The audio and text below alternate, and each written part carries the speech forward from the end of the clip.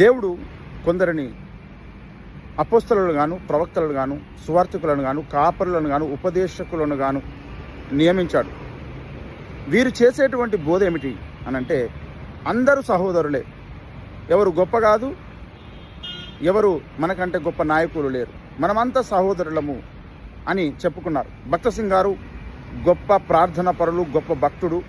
కానీ ఈనాడు సంఘం ఎదుర్కొంటున్నటువంటి ఈ పరిస్థితి ఎందుకు దాపరించింది అంటే, దేవుడు నియమించినటువంటి పునాది లేని కారణాన్ని బట్టి ఈ పరిస్థితి దాపరించింది. దానిని దిద్దుకున్నప్పుడే ఈ సమస్యకు పరిష్కారం అనేది వస్తుంది. అదర్వైజ్ దీనికి పరిష్కారం రాదు, ఎప్పటికి రాదు. వచ్చినా మళ్ళీ ఎప్పుడో ఒకసారి సద్దుమణిగిన, ఎప్పుడో ఒకసారి మళ్ళీ ఈ సమస్య రేజ్ అవుతుంది. ఇది సమస్య సంపూర్ణంగా క్లియర్ కావాలంటే దీనికి ఒక్కటే మార్గము, ఆదిమ అపోస్తలుల ప్రకారము